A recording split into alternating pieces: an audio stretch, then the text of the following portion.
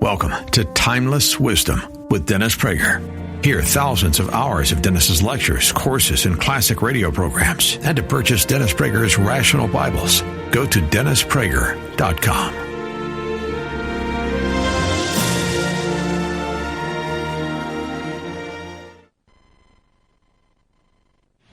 Good evening, everyone, and welcome to Religion on the Line 2011 with Dennis Prager and Hugh Hewitt.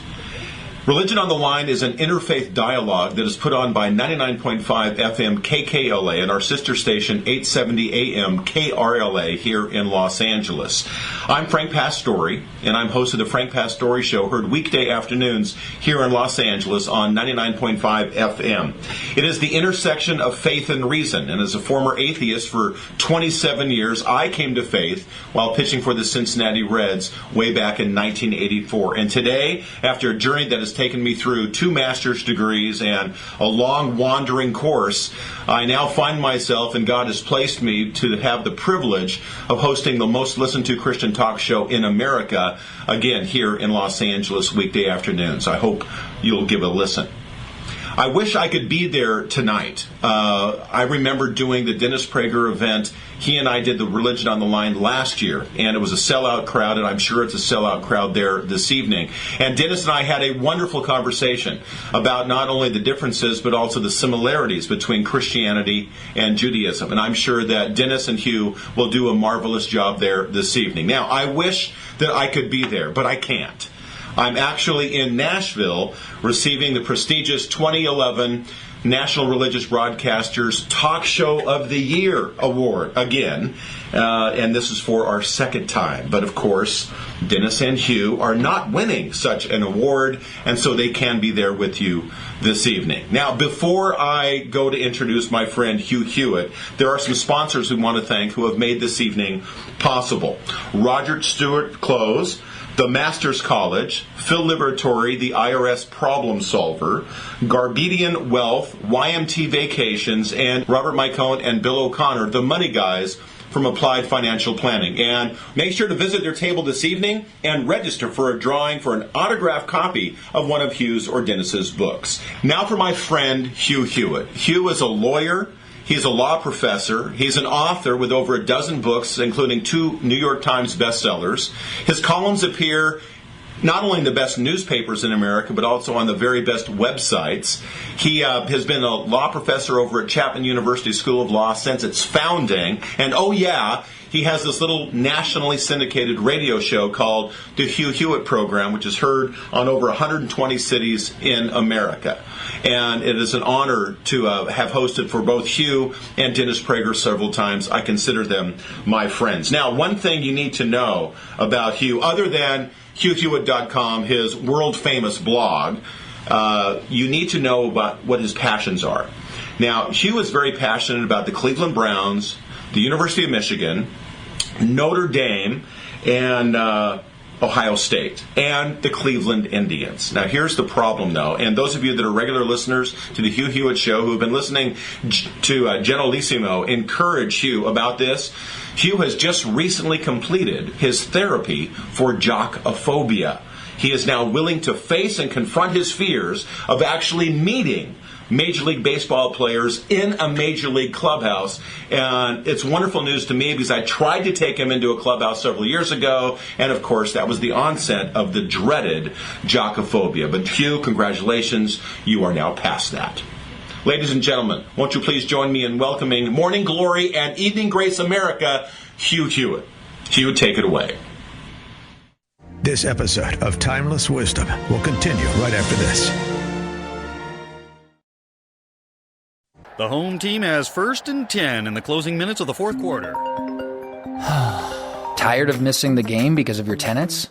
Let TurboTenant simplify rental management for you. It's free, easy to set up, and you don't have to worry about missing out on the big moments. Get started for free at TurboTenant.com. Still going, brought down at the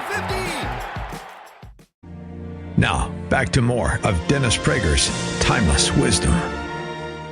Thank you, ladies and gentlemen, for coming tonight. Thank you, Frank Pastore, for as always wonderful. Frank and I have been working together for a number of years. It's always great to have any association with him. Thanks for all the KRLA listeners here. My partner in crime tonight needs absolutely no introduction. other than I count him among the best men I know and one of my closest friends. Please welcome Dennis Prager. Dennis?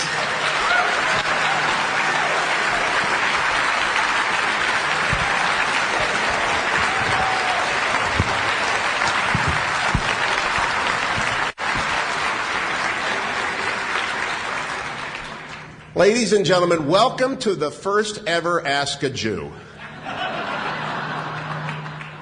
Now, when Dennis and I conceived this program, Ask a Jew, over a year ago, we did so because we spend a lot of time together. That's actually that's mine. I know, I took it. That's yours. I'm offering you yours. No, I just, see, he broke in already. But we have spent a lot of time together in green rooms. In green rooms, those conversations have turned almost inevitably from whatever we were supposed to be talking about to matters of faith. Now, I believe before you are the two people who have spent more time on broadcast air talking seriously about matters of faith than any other two broadcast journalists in America. I believe that we both have a passion for this, and it goes back for a long time. But tonight, I'm not answering any questions. I'm asking Dennis the questions that go back to the days when I was working for PBS and Searching for God in America, and probing what he really believes about matters of faith. And I'll tell you, the fact that this sold out tells me that this is a subject on which there is limitless interest.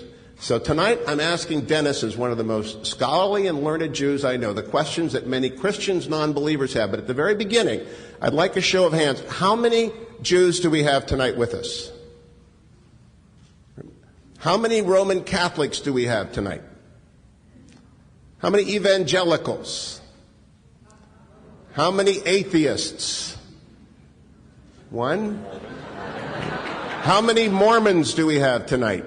Some of the LDS. And how many other would include Muslims and Hindus? How many others?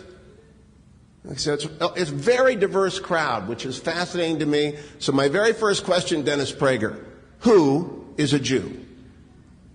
That's probably going to be the easiest one to answer, knowing Hugh. And thank you all for coming. And I just want to say, did you want to say a word about the ambivalence about the title, or should I? I will get to that. Okay, then I won't say anything. First of all, I'm very pleased to see all of you, and about 700 of you, and that's all the room can fit. We're both very touched that you came, and I think it's an important venture, and I completely trust my good friend Hugh to ruin my day.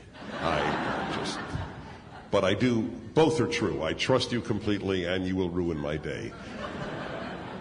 Who is a Jew is actually a problem for Jews as well as non-Jews, because although there is a very simple answer, in practice, it's not so simple. A Jew is one who is born a Jew, and I'll define that in a moment, or one who converts to Judaism. That's the simple answer. The reason that it's complex, this alone could take a long time, and I don't want to. There's other issues that I'd rather take more time on. But I'll tell you why it is complex. On the one hand, it's rare today where religion is an affirmation of faith that one can be born one. You're not born a Christian. You affirm it. You are born a Jew like you're born an American. It's a peoplehood as well as a religion. And it's always been that way. In the Bible, it's Am Yisrael, the people or nation of Israel. And there is no word. In fact, the only time the Hebrew word for religion is used is in the book of Esther by the villain Haman, who wants to destroy the Jews. And he says, they are not like other religions. So it's the only time in the Hebrew Bible that the word religion applied to Jews is used. So it's a people with a certain faith. But you can convert to this people. You can't convert to being Chinese. You just can't. You're born Chinese. So you can convert as well as the famous book of Ruth, where you have a great example. Your people are my people, your God is my God. The problems arise this way. First of all, who's born? What if you're born to a Jewish father and not a Jewish mother? Then according to rabbinic Jewish law, and rabbinic law prevails for the last at least 2,000 years, While in the Bible it was determined by the father, the rabbis determined it by the mother because they were certain who the mother was, and pre-DNA they were not certain who the father was. And that's the reason the mother came to be the determining element on who was born a Jew.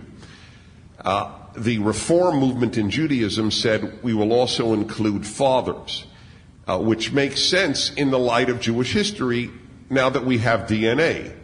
But Jewish law doesn't really change much, and so they're the only ones who changed that definition. And as regards conversion, that's the other obstacle within Jewish life. The Orthodox do not accept non-Orthodox conversions. And so... Explain that a little bit, Dennis. There are Expand on that. three major denominations, Reform, Conservative, and Orthodox. You'll surely ask me what I am, so I'll wait to answer that when Hugh asks me. But the Orthodox have a very rigid, and I don't say that as a negative, it's just they do. They have a rigid set of criteria for who can be accepted as a Jew. You must, among other things, not only study for a while, you must promise that you will observe Orthodox ritual law. Kosher home, kosher outside the home, not to drive on the Sabbath, and you'll send your children to an Orthodox Jewish school, a whole host of things.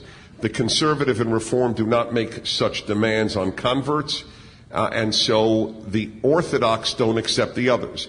The only reason that matters is that the Orthodox control such matters as the law of return in Israel, which says any Jew can become a citizen of Israel upon arrival in Israel. But if the Jew is converted in America or Argentina by a non-Orthodox rabbi, then the rabbinate in Israel may not accept that person as a Jew. And that's where the issues arise within Judaism. Now, Dennis, most every denomination in the world seeks converts. They proselytize. Jews don't. Or am I wrong about that? And if I'm right about it, why not?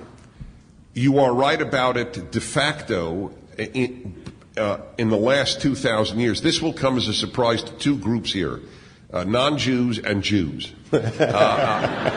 And that is that Jews did proselytize very vigorously prior to Jesus. In fact, so much so, the New Testament bears testimony to this. Paul says that the Jews would sail oceans to find one convert, cross continents and sail seas to find one convert. 1/10 of the Roman Empire was Jewish at the time of Jesus. That's a lot of people. And that was because Jews did say, hey, how would you like to try out the Sabbath? We got a good thing going here. And they did. But here is the very big reason for difference between Jewish and Christian proselytizing. Two big differences. Number one, Judaism never held that you had to be Jewish to go to heaven. Judaism always held that God judges solely by the ethical conduct of a human being. You could be a pagan or an atheist and get into heaven according to Jewish doctrine. And that's one of the handful of doctrines that's never changed. In fact, it's harder for a Jew to get into heaven than a non-Jew. Because a Jew has to do hundreds and hundreds of laws according to Judaism or traditional Judaism, whereas a non-Jew just has to observe 7 basic moral laws, like not sleeping with your grandmother. These are real toughies, and and you guys get in. Stop. Okay, this is my outline shot to hell already, but I'm going to go with it. Far down my outline, I want the Jewish understanding of heaven, but I want to preface this. How many of you believe that Jews don't believe in heaven? Generally, I find many Christians who believe that Jews don't believe in heaven. Well, what is the Jewish conception of heaven? You have a very good right. I'm surprised that so few hands went up, because one of the givens among Jews is that, we don't believe in heaven and hell. Now, this is critical. You must always, whether you're a Jew or not, distinguish between Jews and Judaism. Most Jews don't believe in an afterlife. Judaism does. Jews in Judaism have very many conflicting beliefs. This is one of them. In fact, if you open up the Encyclopedia Judaica, which is a secular scholarly work about Judaism, and you go to the entry called Afterlife, the first sentence reads, Judaism has always affirmed the existence of an afterlife. Always. What's it like? Well, I'll give you the funny one and then the serious one. The funny one is I asked my rabbi this in yeshiva. I went to yeshiva till I was 18. Yeshiva is Orthodox Talmudic academy where you learn all your work in Hebrew, so I am fluent in not only in Hebrew, but in biblical Hebrew. And that's why I teach the Torah from Hebrew, but in English. And so it was a very thorough grounding I got till the age of 18.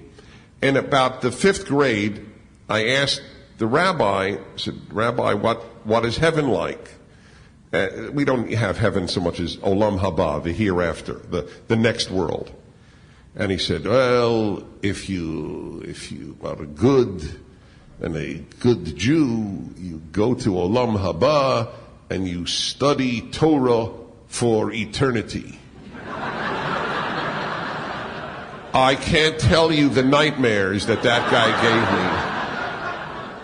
I remember thinking, this is 5th grade, gee, what's the alternative? Because I remember thinking, is it with him? So that was not a pleasant, maybe that's why most Jews rejected the hereafter. They got the same answer.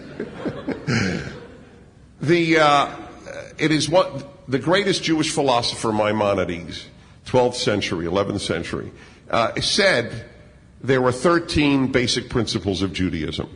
And one of them is that God rewards the good and punishes the bad. A Jew who rejects heaven and hell rejects a basic Jewish notion that there is a just universe.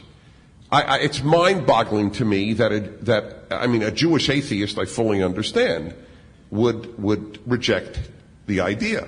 But why any Jew who believes that there is a God would reject the notion that Hitler and his victims have different fates is mind-boggling to me. What do you understand the details at all of that? Zero. Hereafter? I'm one of the handful of people I know who firmly believes in an afterlife, who never speculate. Well, not never. I really want to be with loved ones. That would be a bummer to me, to think that my soul goes there, but the people I've loved here I'm not with. But beyond that, I have zero speculation. It's speculating anything about God is like my dog speculating about me. Does Dennis Prager or any mainstream branch of Judaism believe in the resurrection of the body? Yes, it is in fact also one of the 13 principles, the resurrection. And it is stated 4 times in the most solemn prayer of Judaism called the Amidah. 4 times in the first few paragraphs, reference to God resurrecting the dead. Modern Jews have been intoxicated by science and by secularism. So they're embarrassed by these references. I am not. Now, by the way, people are saying, how are you going to do this? And I said, the analogy I'm using for tonight is think of Secretariat and Shoemaker. Secretariat, Shoemaker. I don't get it. I really have no chance if he decides to run one direction or the other. None. So I'm gonna do my best. Oh, that's a sporting reference. You like the sporting okay, G. okay. Yeah. All right, Dennis. How old? This is a very serious question. You may even have to think about Willie it. Shoemaker and Secretariat. Okay. Let me just say something. You now saw in action a principle that I learned, a good one, in Jewish elementary school. And I've said this on the air. We were taught to memorize certain principles of life. One of them was the easily embarrassed don't learn anything. I'm translating from Hebrew, lo habayshan lomed. The easily embarrassed don't learn anything. So I learned not to be easily embarrassed. So here I am in front of 700 people showing I'm ignorant. But if I weren't willing to do that, I wouldn't have thought it through and learned. And the same with languages. I'm totally prepared to sound goofy in a foreign language, but now I've learned a lot of foreign languages. Dennis and I both agree on the radio the safest thing is to say, I don't know, when we do not know. Yes, exactly. Yeah. Nobody thinks less of you. They laugh at you, but they don't think less of you. I wanted to point out, my producer, Dwayne, is here. Stand up for a second, Dwayne, would you? Wow, okay. Dwayne. Now, Dennis's producer is not here. Right. But Dennis's wife is here. Yes. Susan, where are you, Sue? Stand up and let us say hello and greetings.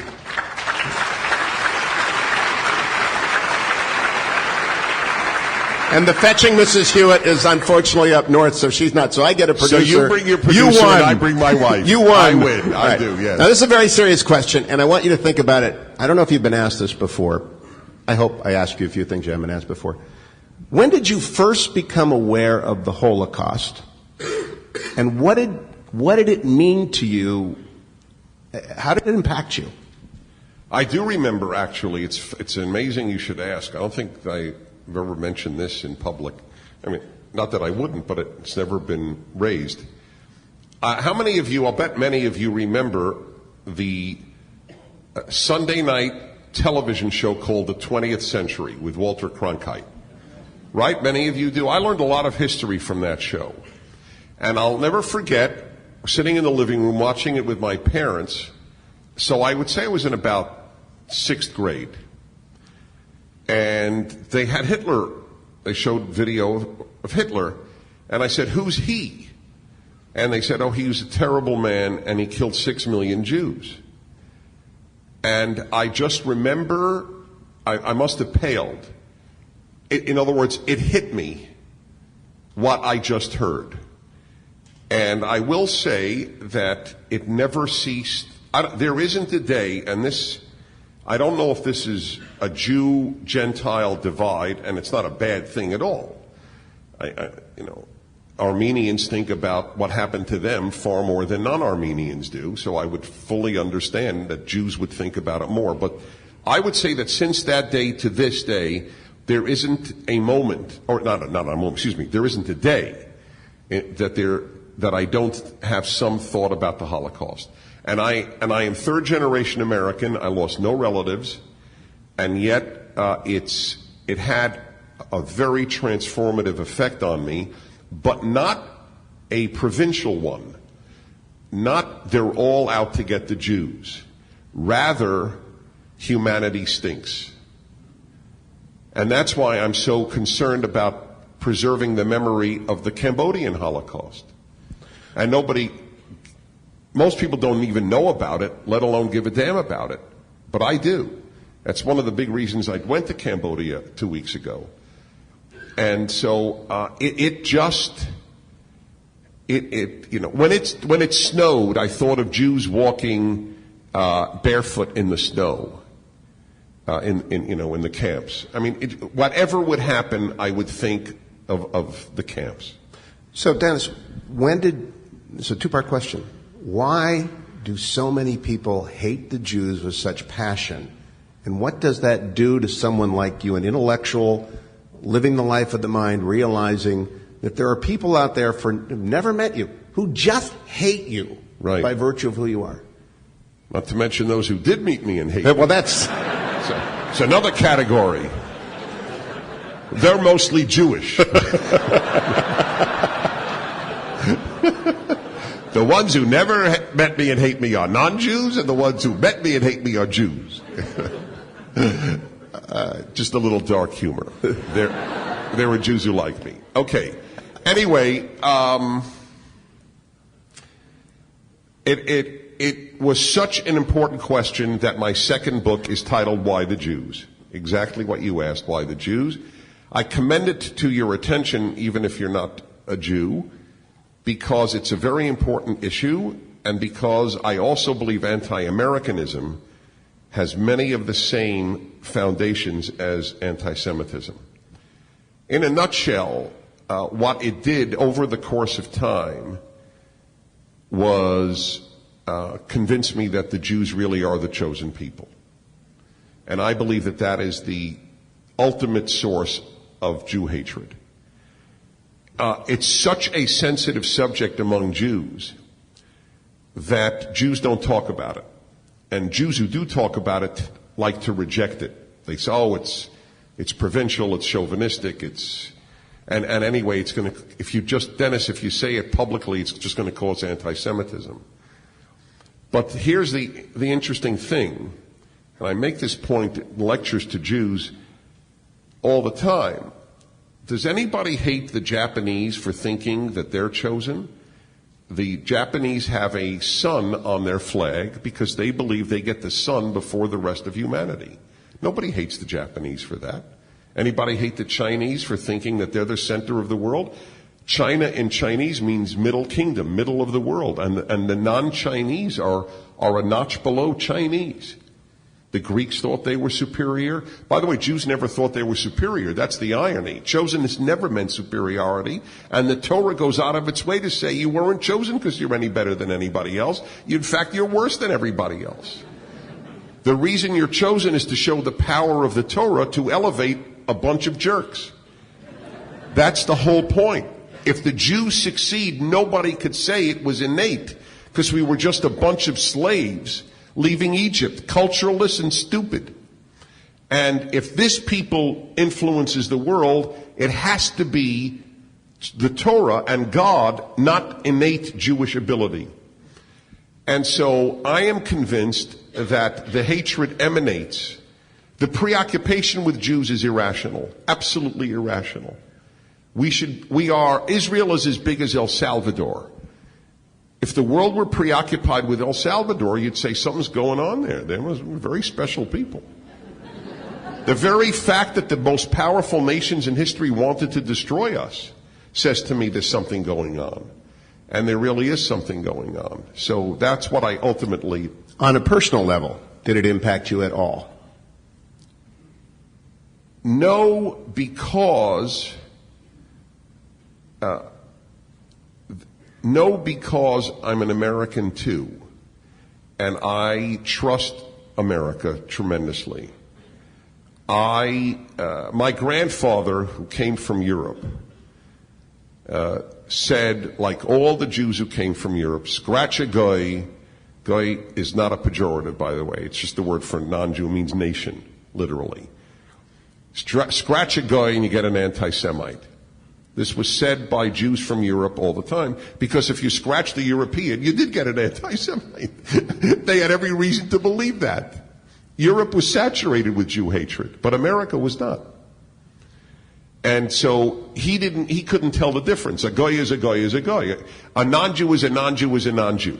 And I'll never forget one rabbi from the old country knew I was going to be speaking to non-Jews on a panel with Christians, I think it was, and he said, when they ask you, what is it that Jews most want, just answer, not to be killed.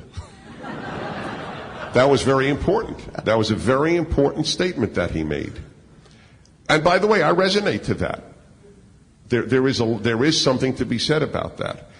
But an American Jew taking America seriously has a different worldview than a Jew anywhere else. Jews everywhere else walk around thinking they better not be too loud, not be too Jewish, not be this, not be that.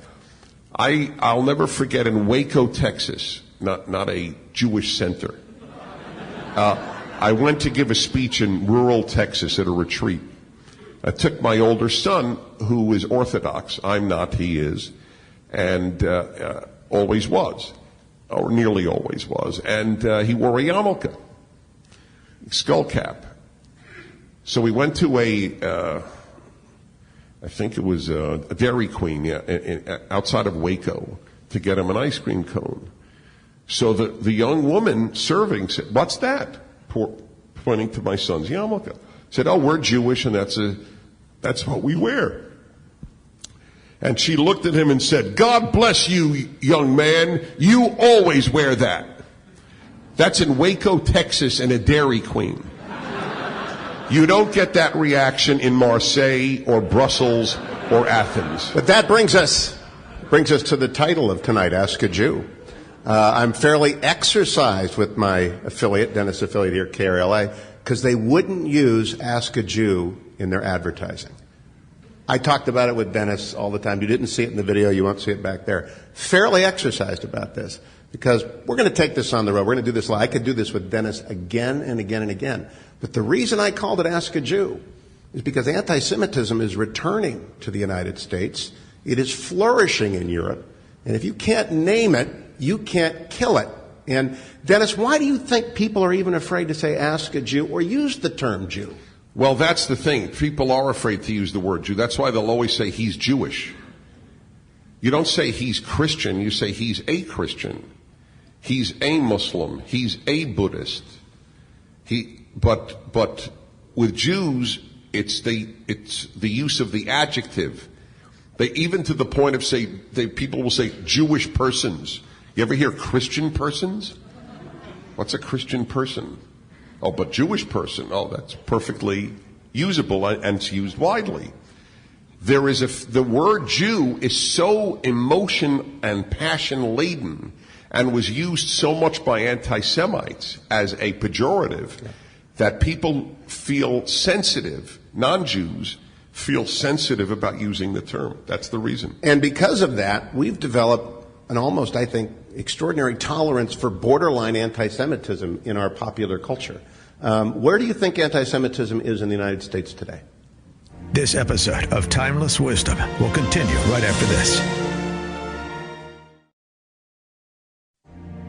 New year, easier rental management. Simplify how you manage your rentals in 2026 so you can lay on the beach while software handles the hard work. From finding tenants you trust to collecting rent on time, get started for free at turbotenant.com. Now, back to more of Dennis Prager's Timeless Wisdom. Well, here is where I wonder, am I out of it? Because I don't see much of it. What I do see, and I tell Jewish audiences about this a great deal, is, of course, Israel hatred, which is, to my mind, not easily distinguishable from aspects of anti-Semitism. If the only country on earth you think is illegitimate is the only Jewish country, better make a damn good case that you're not a Jew hater. Because even if you don't think you are, in reality, I mean, if somebody were to say all nations on earth have a right to exist except Italy, and I think Italy should be destroyed, but I love Italians. Okay, so why don't people laugh when people at the university say, yes, Israel does not deserve to exist, but I love Jews? It's a lie. It's a scummy lie, and it's a genocidal lie. But there is one place where it's believed, the university, which is the most morally confused institution in the United States of America and in the Western world.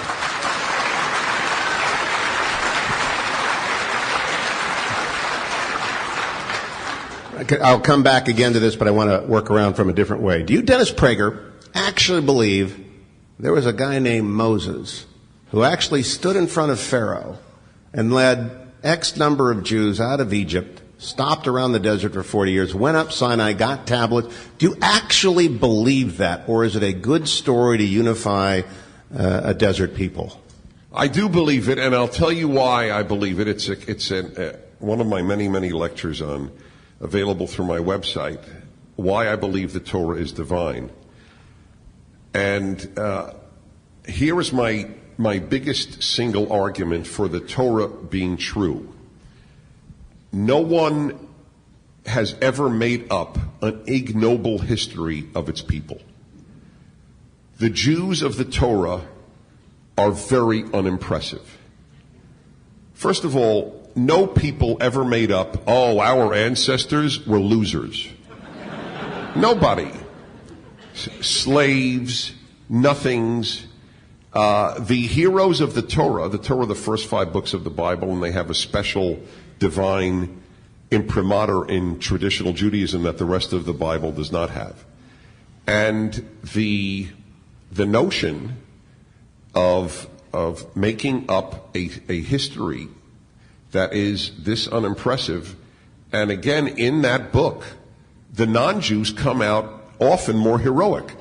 I'll just give you a few examples. First of all, Noah is not Jewish and is one of only 2 characters in the entire Torah described as a tzaddik. Tzaddik is the highest Jewish appellation, completely, or not completely, but tremendously righteous person. Adjective or noun? He is a tzaddik, therefore it's a noun. So Noah was called one, and that's a non-Jew, and Joseph, who is a Jew, was called one. So there are only 2. The heroine of the entire Exodus story is a non-Jew, the daughter of Pharaoh. She's not only the heroine, she makes the story possible. If she doesn't save Moses, and it shows you as well how the Torah goes out of its way not to have Jews hate Egyptians. Moses himself is saved by the daughter, an Egyptian daughter of the genocidal Pharaoh. Jethro, the priest, Midianite priest. Without him, Moses can't do anything. He's the father-in-law of Moses. He's a Midianite priest. He's not Jewish. And who were the villains? Who snitches on Moses, for which reason he has to leave and flee from Pharaoh? Jews, who saw him kill the taskmaster. This notion, I have to say, there is no parallel. That the people of their own book look so bad. Christians look pretty good in the New Testament. Hindus look pretty good in the Bhagavad Gita, and Muslims look wonderful in the Quran, and Jews look awful in our own Bible. And that tells me it's true. Okay. There's true and there's true. So I'm asking you, are you a literalist when it comes to Talmud? Am I a literalist when it comes to Talmud? That was 40 years. It was the 10 Commandments on stone. That the words that are recorded. Moses. Yeah. I don't see why not. I'm not a literalist on the Garden of Eden story or with the 6 days of creation. All right. I'm going to come back to those because we've talked about. Where did then? A lot of people want us to, and we have plenty of time, and we're going to get to what you understand about Jesus and the Christianity. But then, where did the God of Torah go in the last few thousand years? He was so ever present. Yeah. In the Exodus, and then occasionally present through the years of both Jerusalem and exile. Where did he go? That's a toughie. Now you're going to get an answer you may not expect. My view of God has, I hate the word evolved but it has evolved. It may be devolved. I believe absolutely in God, just as I always did.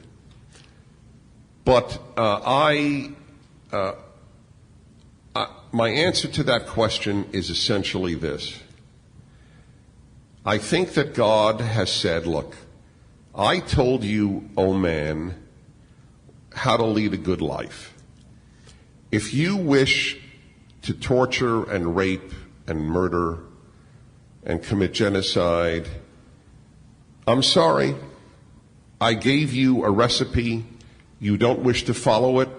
You live with the consequences. I have nothing more to say. It's been said. And secondly, I think that God is like a parent.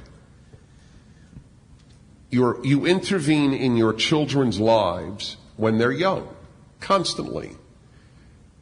You can't do that after a certain age. And you watch with great sadness if they screw up their lives. But you watch. A parent bailing their child out who's 40 is not a good thing. We, in our infancy, needed intervention regularly. We are now adults. What is God? Let's say God came back. What is he going to say? Hey, I have no asterisks on the 10 Commandments. They're still applicable. What is he going to say? I don't think there would be a thing for him to add. Live like I told you to live. Spread the word. This is my annoyance with my fellow Jews. This is the essence of my annoyance. I just spoke to 600 Jews in Charlotte, North Carolina last week. My speech title was, Jews are a messenger who forgot their message. And our message is ethical monotheism. Spread the word that there is a God who demands goodness and who judges all of humanity on their morality. That's our message. And that without God, you can't make a good society. An individual atheist can be good, but a society won't. Now, before we go much further, you said earlier that you have a unusual syncretic approach to Judaism. You have a different blend. Can you explain that for the benefit of everyone here so that they understand where you're coming from? Okay. I'll do it as briefly as I can. I think I can do it briefly. The Orthodox Jew has the traditional Jewish belief that at Sinai, Moses got the Torah, the written Torah, and an oral Torah. The oral Torah is contained in the book called the Talmud, and not all of the Talmud is the oral Torah, but it contains all of the oral Torah, so that there are immense numbers of laws given to Moses to explicate the written law. So that how do you kosher slaughter an animal? It's not listed in the Torah. According to Orthodox belief, God gave that method to Moses at Sinai, who passed it to others, who passed it to others, who passed it down, and it was finally written 1,200 years later in what became known as the Mishnah, which is the earlier part of the Talmud. The conservative and reform movement basically do not believe that anything was directly given by God, but rather it was all man-made, might have been men who were on a higher level in many instances, but nevertheless men or men and women. I fall between the cracks. I believe the Torah is divine, but I do not believe in a divine oral law. So I am in no man's land theologically in Jewish life, but I have many, many reasons for why I've come to this belief, so that I am a non-Orthodox Jew who believes in the divinity of the Torah, and there are approximately 8 of us. And I know 6 of them. And now that sets up, as a follower of Jesus, I know that those of you who, like me, came with a stack of questions, they all fall into this, what does Dennis think of Jesus category? And I want to preface this with a little explanation why Dennis and I can talk about these things so easily. Dennis, I believe, is probably the most proselytized Jew in America. And blessed. And prayed for. And possibly the world. And I'll tell you why. We are both privileged to work for Salem. Salem it's an extraordinary company founded by and operated by brothers-in-law who are devout Christians and have lived their faith through their work. And almost everyone who works for the company, they're not necessarily Christian, but they're people of goodwill. This is a character-based company. In fact, when you go back and find our advertisers, I made a list of them, like Roger Stewart clothes. You wearing a Roger Stewart suit tonight? I am. Okay, just checking. And it's a beautiful suit. It is. They make great stuff. Masters College, Applied Financial, Phil Liberatore has been a sponsor of ours for a long time, Garabidian Wealth. All of these people associate with us because our company is known for being extremely ethical, built on character. But it also means that from the top down, you'll find a lot of really smart theology people.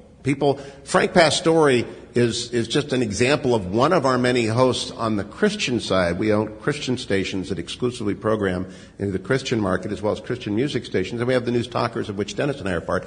We have many theologians on the air. We have many theologians off the air. And they all talk to Dennis. And many of them try to persuade Dennis, he's so right about so much, you simply are a Christian, you don't even know it, Dennis. I'm sure you've heard that before, right? So, tell us what you think of Jesus.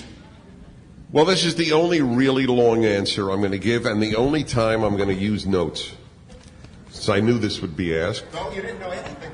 No, I knew it. You didn't tell me you would be asked. All right, but come on. Ask a Jew, what are you going to do? How are you?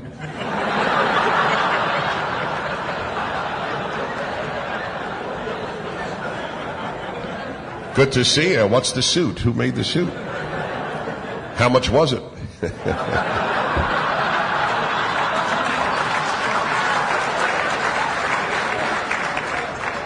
Did you pay retail? I got a great story on that before we go on. You're going to love this. So I was at we weren't together. Been together in Philadelphia for our great station at WNTP. So there was a huge audience, 1,000 people in Philadelphia, and I got up and I said, I want to thank WNTP 980 on your dial, and then they all yell out 990. And I was very proud of my quip. I looked at them and said, and I'm a Jew and I can get it for you for 980.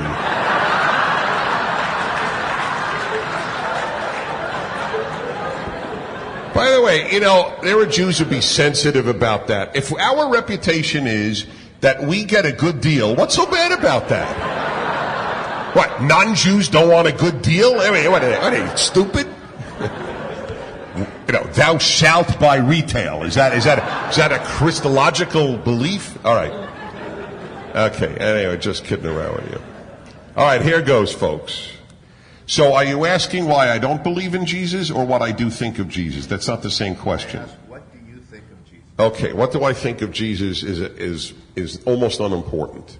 What's really important is the issue of why I, as a Jew, don't believe in Jesus the way a Christian does. Well, if you don't want to answer the question. Well, I don't. All right, what I think of Jesus, I think that I don't know what to think, because as a Jew who does not regard the New Testament as divine, only the Old Testament, and not every single part of the Torah specifically, and where the prophets quote God directly, I don't know if Jesus really did go around and say he was God.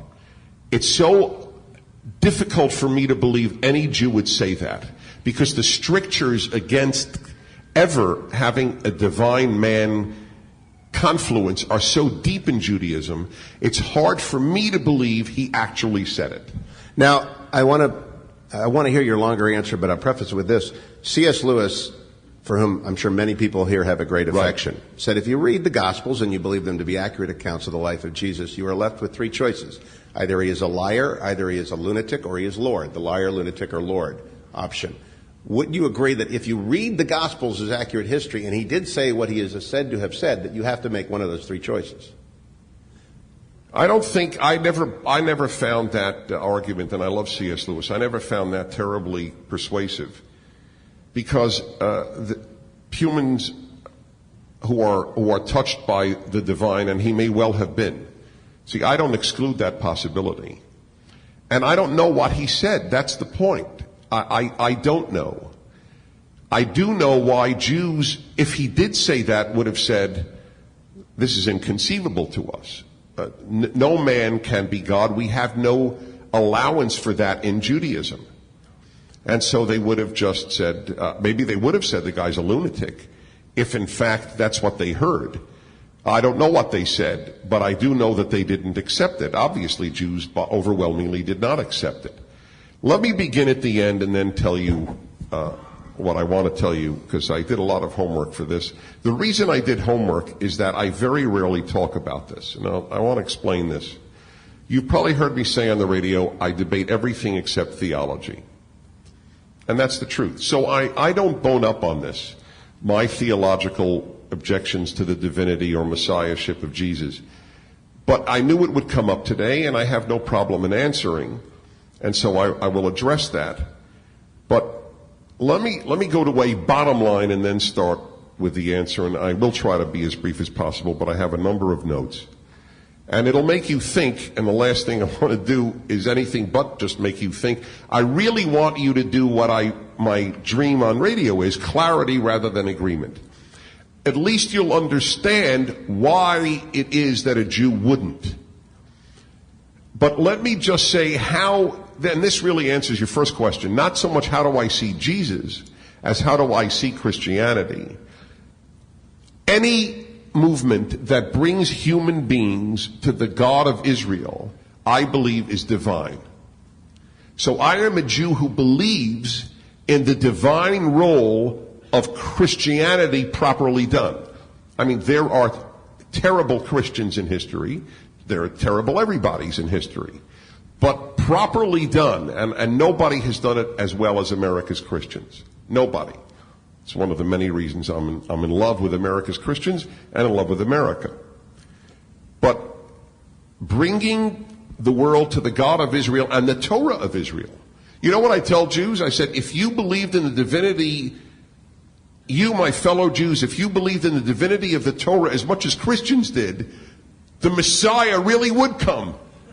That's what I tell Jewish groups. I wish Jews believed in the Torah as much as Christians believe in the Torah. So we share a tremendous amount. We don't share the divinity and messiahship of Jesus. And by the way, that in and of itself is an important distinction. If all Christians said was Jesus was the Messiah, Jews would differ, but Jews have had a lot of beliefs that this one was a Messiah or this one was a Messiah. In 1666, 1/2 of the Jewish people, half, far more than the Jews did in time of Jesus, believed that a guy named Shabtai Tzvi, a Turkish Jew, was the Messiah. Jews have believed in messiahs all through Jewish history. So that's not a big deal. It's the divinity of Jesus that's the real issue. But I will, okay, let me very quickly go through a few things. No, and not in order of importance. But number one, nothing changed. Judaism has a clear belief that if the Messiah comes, the world changes. Not comes a second time when he comes the first time and only time. The world didn't change. Hearts of many men changed, but the world is racked with evil, and there's a whole list of things that are expected, including world peace, including Israel back in its biblical borders and governed by a good king, and so on and so forth. Next.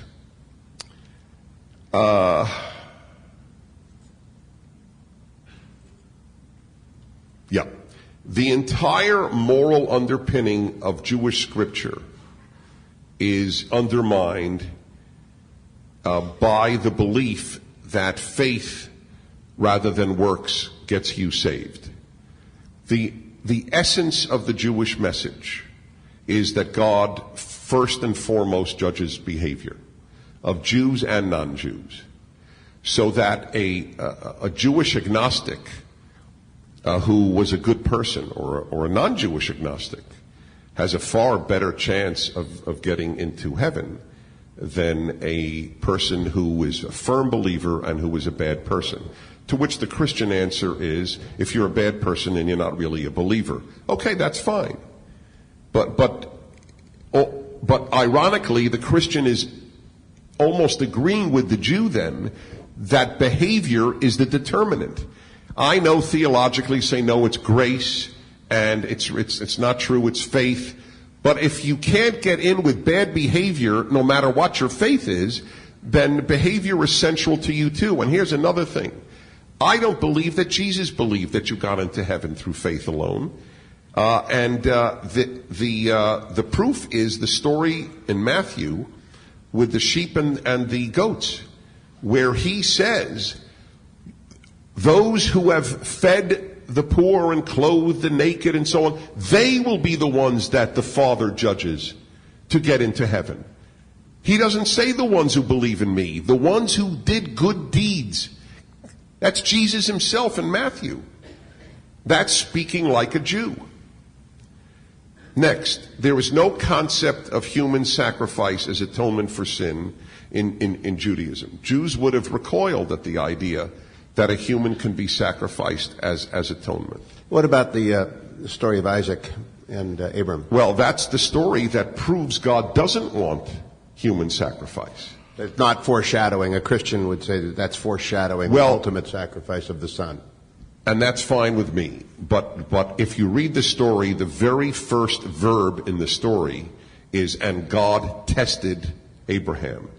So God is letting you know at the beginning of the story, he doesn't want this. This is a test of Abraham's faith, not a desire to see human sacrifice. Just a side note, on that, do Jews believe in God testing men and women that way today, that he'll intervene directly in their lives to put things, obstacles in his way to test them? Because that gets our atheist friends really crazy. Drives Hitchens nuts.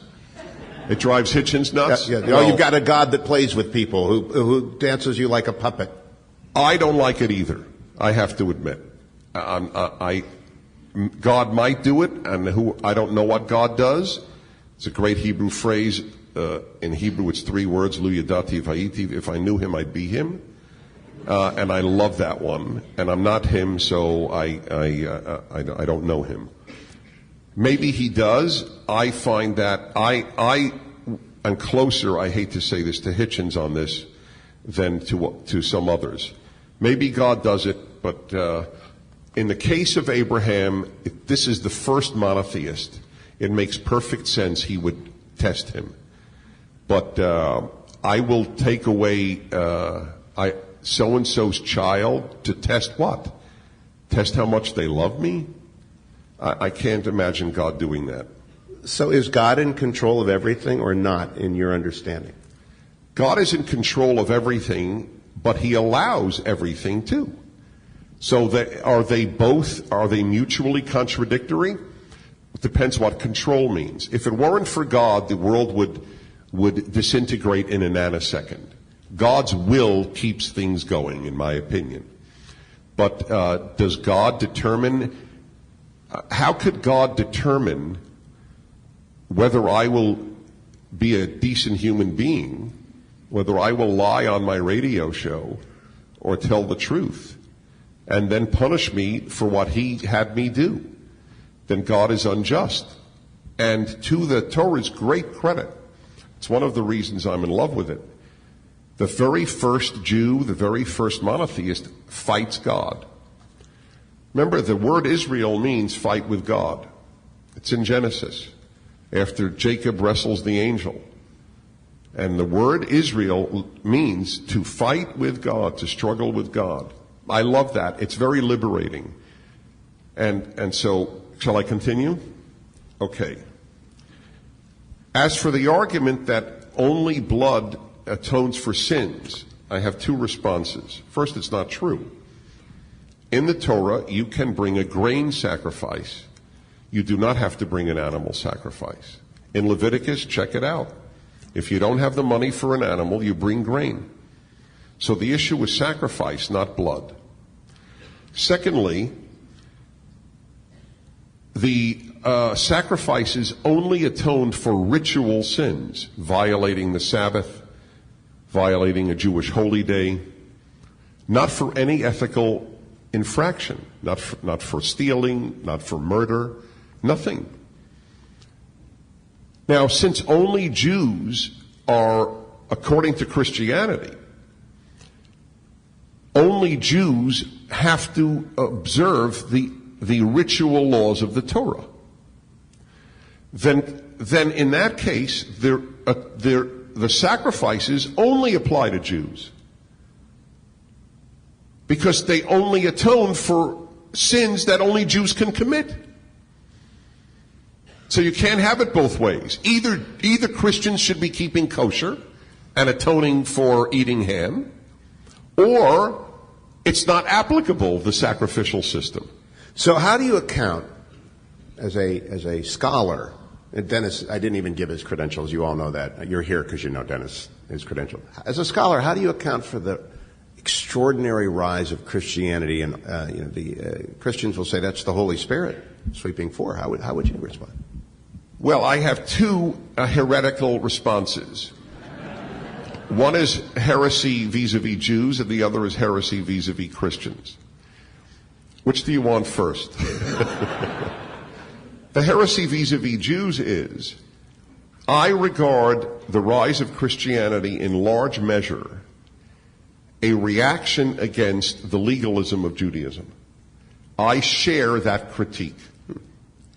That's why I am Torah-based rather than oral law. There are too many laws. I tell this to Jewish groups. I tell it to Orthodox groups. They don't all invite me, but they all respect me. I will say to their credit. By the way, the Orthodox invited me to their West Coast convention to speak on why I'm not Orthodox.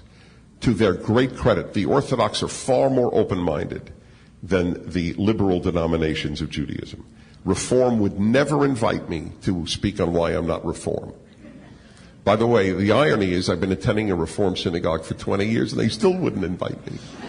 My synagogue does, but the movement wouldn't. Because the movement, they wouldn't have me on why I'm not a liberal, that's it. Anyway, and the heresy vis-a-vis Christians is, I don't know the answer, but clearly one reason for the rise of Christianity was that it was made the state religion of Rome. I mean, that was a very big deal. Would it anyway? I think it would have spread anyway, much more slowly. And it was no blessing, as Christians know, and Protestants in particular, many Catholics as well. It was no blessing to have undone the brilliant insight of the New Testament, render to Caesar what belongs to Caesar, and render to God what belongs to God. That was the beginning of the ability to have a non-theocratic state. That is a phenomenal gift of the New Testament to civilization. But once the state became the Holy Roman Empire, it was a disaster for Christianity. Even though it spread more, it was a disaster. So, if I understood summarizing, you've given some of the reasons as a Jew you don't believe Jesus is divine, but you believe Christianity is part of a divine plan that is operating in history. Do you think history, by the way, let me ask an audience question. How many of you are loosely defined end timers? We are in the end times. And how many say, I have no clue? How many hope it's the end times? What is the Jewish understanding of where history is going? How does it end? The Christians have revelation. They know the end of the story. They understand it to be true. What do Jews believe? Well, global warming. You should never. Yes, exactly. I'm sorry, you're right. Never ask what the Jews believe. Ask what does Judaism believe. What does Judaism say? So, the general belief is that in God's good time, the Messiah will come and we will have a much better world. That's basically it. I will say, though, what you need to understand about both Jews and Judaism is we are much less theological than Christians. It's not better or worse. It just is a fact. When religious Jews get together, they don't talk theology. They talk about halacha, Jewish law, or they talk about the most common thing. All right. My wife and I, 2 weeks ago, Shabbat dinner. Shabbat is the Sabbath in Hebrew. Friday night, it begins at sunset. We went to Chabad of Cambodia. Amazingly, there was a Chabad house. These are ultra-Orthodox Jews who open up houses all over the world for Jews to gather, and they're a remarkable group of people. And to have one in Cambodia where no Jews live is mind-blowing. So anyway, they had one. There aren't any Jews in Cambodia? Yeah, 3. I mean, how many Jews? It's not like there are a lot of Christians in Cambodia, okay? There's a Chabad house. It's 99% Buddhist. There were 20 Jews at the Shabbat dinner, which was amazing in and of itself. But they were everyone was from a different country. It was fast. It was a great dinner. And he knew of me, and I was honored by that. And he asked me to give, what did he ask me to do? Give a Devar Torah, a word about the Torah. Usually about the portion that we read that week. He did that, so I spoke about the commandment to honor your parents. That's what Jews will talk about. Practical stuff. How do you honor your parents better? How do you keep Shabbat better? How do you do this better? But theology is just not... All right, well, take me back to the Messiah for a moment. How do you know it's happening, or is it just a flash of an eye? No, you only know what's happening by it worked. It happened. How do you know a touchdown is scored? Because the guy went into the end zone. Not because he's planning on getting into the end zone or claims to be the greatest quarterback in history, but because they scored. So Judaism does not teach to watch at the door? No. That's correct. Right. Now, in terms of when Israel is reconstituted in 1948, what's the theological significance of it? There was, yes. The Orthodox claimed, and there were many prayers on this, although not all Orthodox said it, but most did, that Israel is Reshit Tzmichat Gulatenu, the beginning of the flowering of our redemption. That's the Hebrew wording that they would add into their prayers. Where does that derive from? From the belief that, I think as many Christians do, seeing it as a divine sign. Oh my God, just as the prophets predicted, the Jews would come back to their land. There's no parallel to this in human history of a people being dispersed 2,000 years and coming back to their land. Do you read Walker Percy?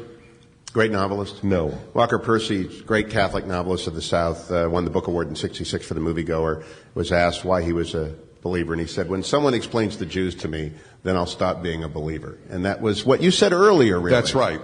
Well, that's been given by a number of people. Frederick the Great, the German emperor, said, at least this is the story, he said to his wise men, I want you to come back with the one-word proof of God's existence, and they came back and said, Juden, Jews. All right, now, one of my law students is here, Jan, and I was, after class last week, I asked, what would you ask Dennis? He said, ask him about the Holocaust, by which I think is this. How can a just God allow the slaughter, and you've just been to Holocaust land, part 2, how can a just God allow that? Well, here's what has happened to me with regards to God. It is very upsetting. I won't say who because he's very well known, but a well-known Jewish rabbi friend of mine is Orthodox. Well, he's semi-Orthodox. He's publicly Orthodox.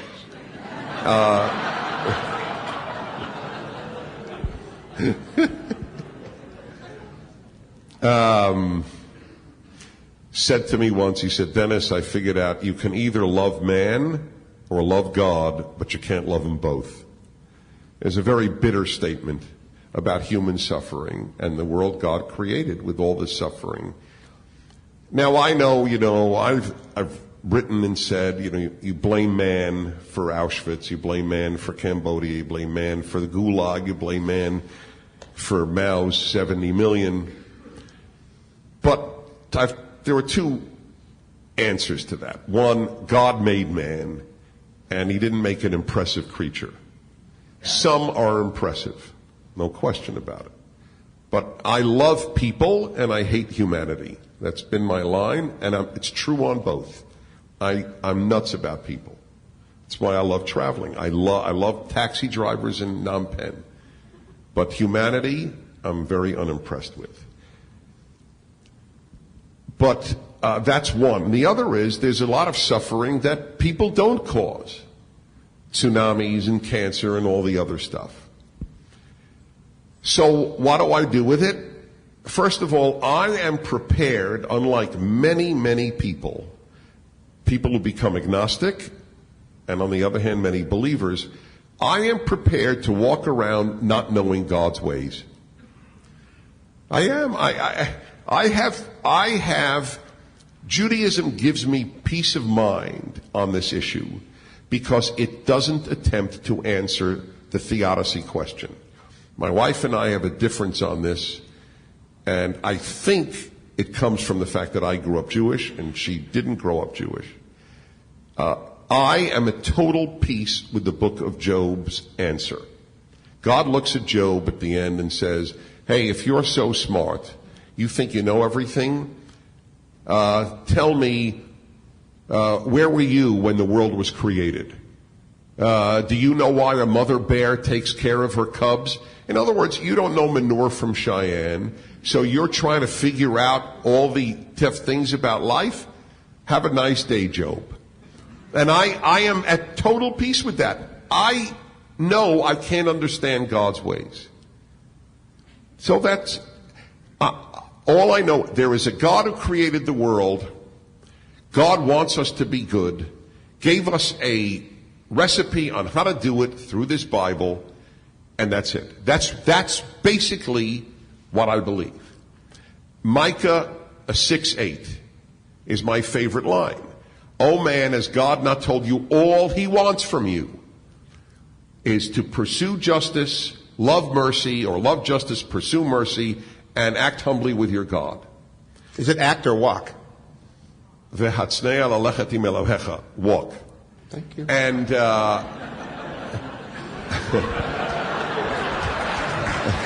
I got to do that. I learned it in Hebrew. I always have to do that. But stick with me. You see, here's an interesting thing, and this I've never said this publicly. It's my trust of you, my trust of all of you. What I think is most people, and this is not said as a holier than thou thing. Most people, most religious people, are not satisfied with that. God wants me to be good? That's boring. Yeah, I'll be good. I know he wants me to be good, but there has to be so much more to religion. And so I believe Christians added an immense amount of theology, and Jews added an immense amount of laws. Hey, now, lightning round, because I do want to get to some of the questions from the audience. You don't believe, Judaism does not believe in Lucifer, the son of light, the Beelzebub. Right. I discovered this in a green room in Sacramento, and I said, wait a minute, who's in the garden? Who's in Job? You just quoted Job. Explain to people. Job, first of all, this may disappoint some, and I accept the traditional Jewish view that Job is an allegory. God doesn't make bets with counter angels or counter gods. It's there to answer the problem of evil from a Jewish standpoint. This disturbs some, and I understand that, and I don't have an argument. I accept it as an allegory. By the way, I believe that is true. I said I am literalist about 40 days on Sinai, but I'm not literalist about the Garden of Eden. I think the Garden of Eden is the most brilliant story ever told, but I believe it's allegorical. But even if I don't care that people believe it's literal. I have a problem with the literal on the days of creation because the text doesn't suggest that. How can you have 24-hour days before the sun is made anyway? Do you believe in evolution? Well, here's my answer, and I'm not trying to avoid you at all. I don't care. and this is an answer that nobody likes. No, it's my answer. You too? Yeah. Oh, you like it then. Oh, good. You see, the only thing about evolution that bugs me is the way they teach it. That this explains creation with no need for a creator. That's nonsense. But if I share 94.2% of DNA with I don't know, the chimpanzee. Well, no, actually we share 90 something higher, but even 94 with some primitive organism. What was it? Some stupid fish. Red Sox fans? Which is redundant. No. With the Red Sox? Oh, you see, that's that. No, there's some dumb fish that we share like a ridiculous amount of DNA. So obviously there's some commonality. What do I care? I'm crazy about classical music. I listen to a Bach partita and I go out of my mind. Now, do I think that evolution explains Bach's partitas? Oh, sure, if you have enough time, you go from a fish to Bach. No, the idea strikes me as preposterous. If it's true, fine. What bothers me is the religion of scientism. I have no issue with science. My brother is a professor of medicine at Columbia University, went to Harvard Medical School. He obviously knows science, and he's an Orthodox Jew. He said he discovered God looking at the cell. so complex it doesn't happen by itself. I agree with him. Okay, the concept of a lightning round. Okay, there we go. All right. Is rapid answers. Okay. What's the middle verse of Leviticus? The middle verse of Leviticus is love your neighbor as yourself, I am God. I once slammed John Kerry for saying love your neighbor as yourself was an Old Testament verse, and Dennis said, well, he's right, it's the middle verse of Leviticus. That's in the middle of Leviticus? I know, I know, Leviticus is not everybody's favorite book, for good reason, it's pretty boring, but it's got, Leviticus 19 is the most sublime ethical chapter in the Torah. Sex, drugs, and rock and roll. What does Judaism say about gambling? This episode of Timeless Wisdom will continue right after this. One bad tenant, one late rent cycle. That's all it takes for your year to spiral. TurboTenant helps you prevent rental nightmares before they happen. With trusted screening, customizable leases, automated rent collection, and timely maintenance tracking, you can stay ahead of every issue. Get started for free at turbotenant.com. Now, back to more of Dennis Prager's Timeless Wisdom. I love Judaism's approach to gambling. This is, the Torah says nothing on it, but the rabbis, and Judaism is not just Torah. Catholics can relate to not just Scripture, and of course Protestants believe just Scripture, but in any event, the rabbinic answer on gambling is awesome. A Jew is permitted to gamble as long as he doesn't do it for a living.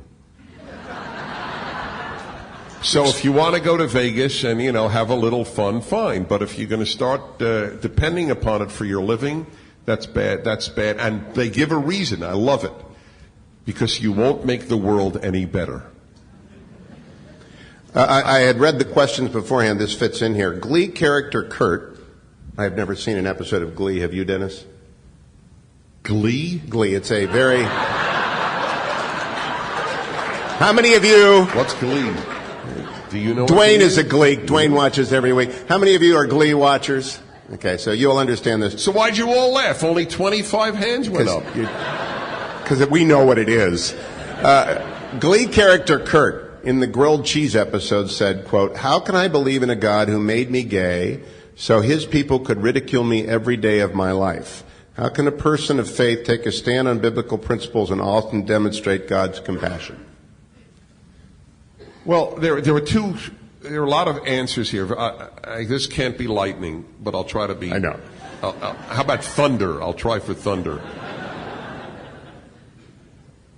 First, this notion God made me is intellectually dishonest, even though the people who say it mean it with great conviction. I am unimpressed by conviction. I'm impressed by rationality, not by conviction. So the fact that people who say it means nothing to me. Nothing. The notion that God made a person this, do you know who say that? The deaf community. That's why they're opposed to the cochlear implant. They can fix a lot of kids. The very fact that I used fix is anti-deaf thinking. The deaf community, quote unquote, is opposed to the surgery that can give a young person their hearing, because it implies that hearing is better than deaf. And they use the same line, God made me deaf. I don't believe God made anybody deaf. I don't believe God made anybody gay. Or God made anybody heterosexual. I don't think that God does that. There are gay people and there are deaf people, and the inability to make love to the same sex is, to me, a tragedy. Do we therefore hurt these people? If you hurt these people, you've committed an act of evil. And there is nothing to suggest that we should hurt such people. But we religious people are allowed to say there is a heterosexual ideal. All things being equal, the ideal is for a man and a woman to make love, not a man and not a woman and a woman. This is not anti-anybody. I'll give you a perfect Jewish example. When I was the head of a Jewish institute in my late 20s, that's why I came to California to head a Jewish institute, I was single. And I'll never forget, I said to the folks to give them a lesson in thinking Jewishly. I said, folks, I am single, as you all know. If you fired me because the Jewish ideal is to get married, you would be wrong. But if I got up and announced that it doesn't matter whether a Jew gets married or not, you should fire me the next day. You don't fire a gay, but anybody who would announce in a Christian or Jewish serious place that the religion sees no difference between sex between same-sex people and opposite sex, they, I don't believe, are teaching the religion accurately. There are ideals. Judaism has an ideal of getting married. By the way, it's one of the reasons Jews would have had skepticism about Jesus. He was celibate. Jews don't trust celibates. They don't, I'm telling you. Jews marry everybody off. It's a Jewish instinct. I'll never forget, I brought three Catholic priests to a Seder one year, and they were good-looking guys, and the women were setting them up like crazy. You know, I know a great Catholic girl, and I kick them under the table. He's a priest. He's a priest. So what? I know a great Catholic girl. All right. Dennis, do you pray? Oh, man. Not much. You know what I do to get closer to God? I study the Torah. I'm a studier rather than a prayer. Does God hear prayers and respond to them? I think that God does, yes. I think he does hear, respond the way we want, not usually. But I will tell you this. Here I want to say a word on behalf of Christians. I love when I attend, which is very often, Christian dinners and Christian events where I speak, and they open up with a prayer. I love it. That spontaneous statement and invoking God into the proceedings, it moves me tremendously. Jewish prayer I have a big problem with because it's all written for you. And it just doesn't move me much. That is a problem I do have. The essence of Christianity is forgiveness. What is forgiveness's role in Judaism? The essence of Judaism is fighting evil. So maybe our essences are a little different. I'm quite sure that that's not the essence of Christianity, fighting evil. Explain what you mean by that. Well, I think it's... Would most Jews agree the essence of Judaism is fighting evil? Believe it or not, it's one of the handful of things most Jews would agree, because the liberal Jew, the liberal secular Jew, would say they wouldn't use those words. They would say fight for social justice. But it would still be in that family. I think that I don't think fighting for social justice and fighting evil are identical, but that's a separate issue. But I get it from the Bible itself, from Psalms. Those of you who love God must hate evil. Christians and forgiveness is a very, very complex question to me. Here, I think that Christians need to think very carefully through, because of a lot of Christians have adopted automatic forgiveness as if it's a Christian doctrine. And I recoil, frankly. I really do. I wrote a piece on that in the Wall Street Journal many years ago when President Clinton's pastor in Washington got up and said, all Christians are duty-bound to forgive Timothy McVeigh. McVeigh was still living. And I went ballistic. Who the hell are you who is A to forgive B for murdering C? God doesn't do it. Christians truly need to rethink their thinking on forgiveness. Christians do what God doesn't do. God doesn't forgive you if you don't repent. Well, think about what you just said. Christians need to rethink their doctrine of forgiveness. Yes, the way they are teaching it and living it. The doctrine, you tell me what the doctrine of forgiveness No. I'm a lawyer, not at the, no. This is a very serious subject to me. It bugs the hell out of me because it's it depends what the doctrine is. If the doctrine is that you forgive those who repent, God bless Christians for their doctrine. I share it. But if you forgive those who don't repent, I don't know what your biblical basis is. You need to open your show with that one tomorrow. You'll be filled. Oh, I have talked about it. Filled. Right. And by the way, a lot of Christians do rethink it. Wait, no, this is very important. McVeigh kills my child and you forgive McVeigh? I'd punch you in the face. I would be furious at you. Who the hell are you?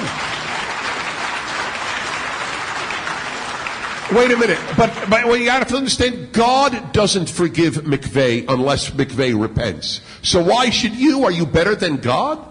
We have to repent to God, but not to humans? I have not had this passion on any subject that you raised like this one, because it doesn't fight evil. I forgive McVeigh. Who are you to do that? The guy never repented, and he didn't hurt you. That's why, by the way, now here, Wait. Do you hope he burns in hell for eternity? We don't have the doctrine of eternity. Do I hope he burns in hell? I hope he is punished. If McVeigh is not punished, I hereby announce publicly I am an atheist. Right? Then God isn't good. Wait, God is not just. If Timothy McVeigh has the same fate as the people he blew up, God stinks. You just said we don't have the doctrine of eternity.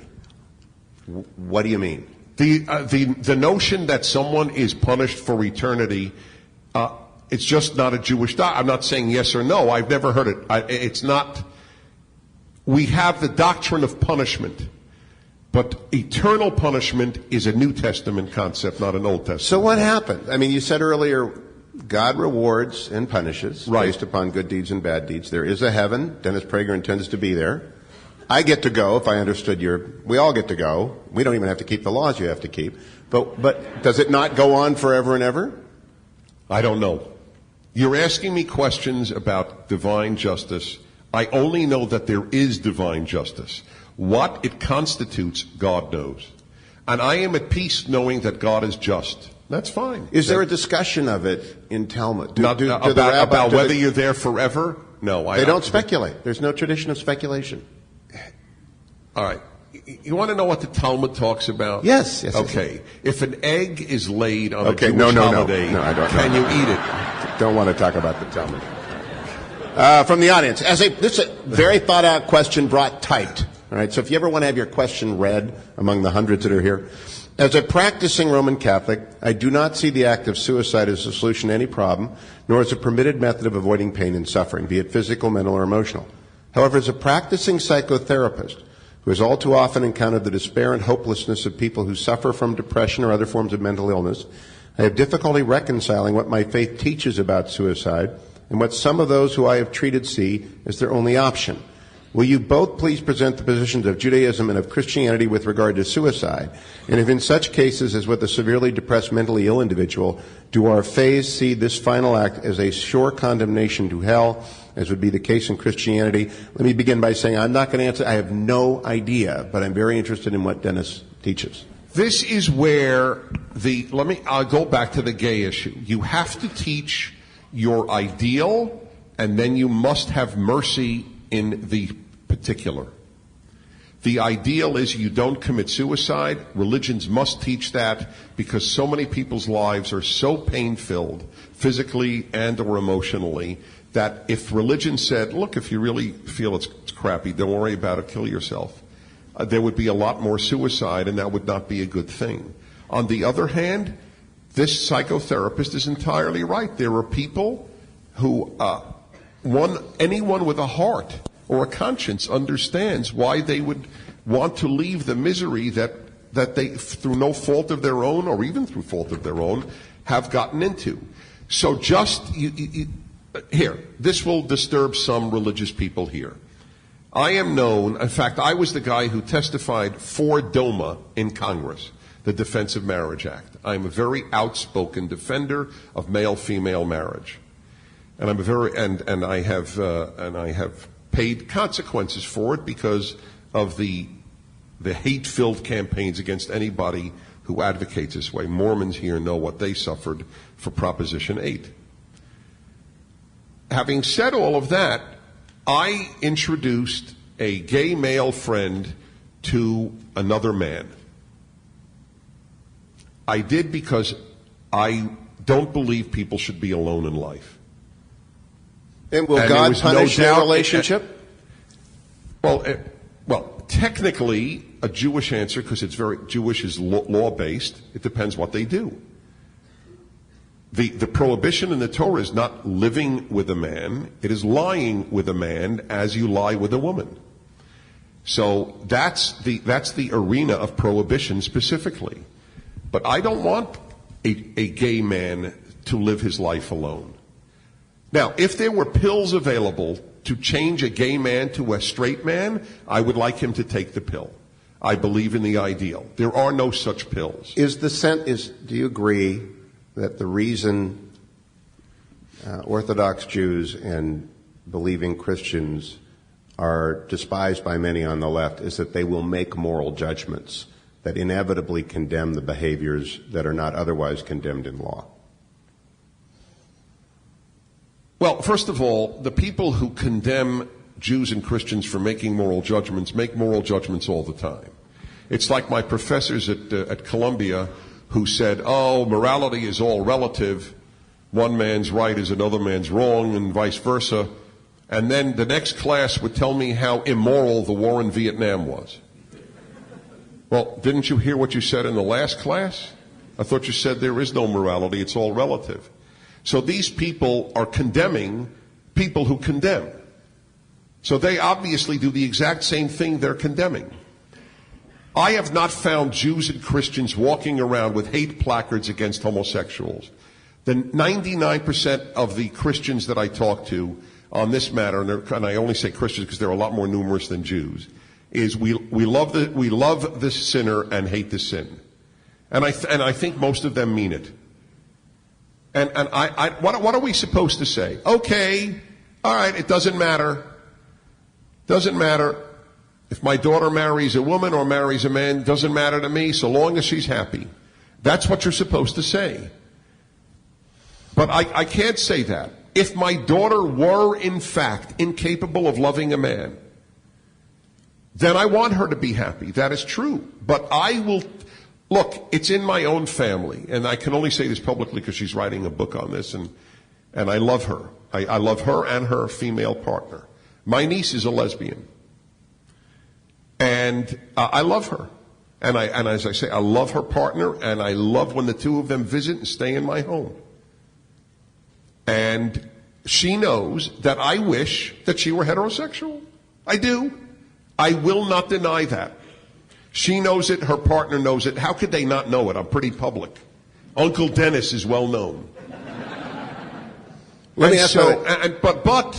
So you carry both. They are not estranged from me. I don't like when parents do this, or relatives, and you have no idea how common this is. When people change their mind, well, I now see the light because my daughter is a lesbian or my son is a homosexual. Something is an ideal religiously, whether or not your child is. If your child has made emotional blackmail, I will stop loving you if you continue to believe in your religion's heterosexual ideal. Your child has done something very wrong to you. By the way, how many of you, this overwhelming believing audience, though, of many different varieties, like Baskin-Robbins, how many of you have a gay or lesbian close family member whom you love unconditionally? It's simply, I think you're absolutely right about the question. Exodus talks about those who have slaves. Why would the Israelites who had just gained freedom want to own or have slaves?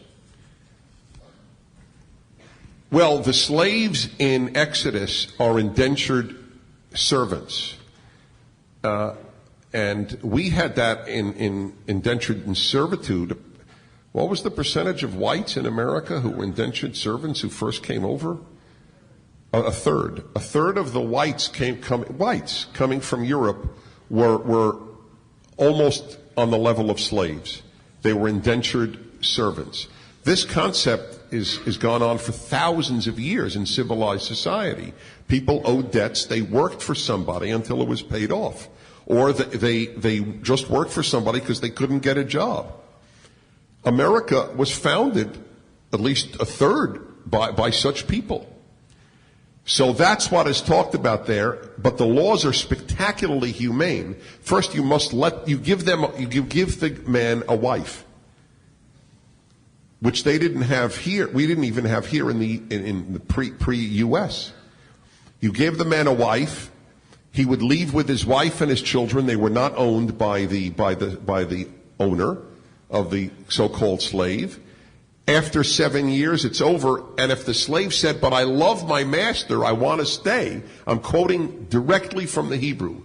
But if he should say, "I love my master and I want to stay," then you put him up against the doorpost and drill a hole in his ear as a mark of shame for somebody who wants to continue to be a slave. Is the God of the Quran the God of Talmud? I would have an easier time with is the God as ultimately understood by much of normative Islam the same as the God of the Talmud? I don't think so. And I'm not trying to be in any way inflammatory. And I'll tell you why. I'll give you one example. As Islam developed, the God of Islam became the determiner of everything. There is no natural causality in much of traditional Islamic thought. Meaning, if you shoot an arrow and it hits the bullseye, it is because Allah willed it, not because you shot accurately and the wind was taken into consideration. For the Talmud, it hit the bullseye because you shot accurately and the wind was taken into consideration. And so a very different understanding, if what we mean by is it the same God, do we understand that God similarly? No, we don't. When has Dennis Prager wept? Well, I have wept at different times for different things. When I was younger, I wept at sad movies, and now I weep at kindness. I used to weep at evil, and now I weep at kindness. Goodness makes me well up. And I'm getting close to the end here because we're running low on time, and I want to make sure that I do this. We were in a hotel in Baltimore with Sue, and I remarked to him that I thought the decline of Western civilization was on the screen of every hotel room with the massive amount of pornography available. And Dennis responded, "That's not a problem." Something like that. There was a very different understanding of pornography. What does Judaism teach about it? Well, don't ask me what Judaism teaches. Ask me my thought. Oh. Look, even Orthodox Jews would have a different... Orthodox Jews are anti-pornography, but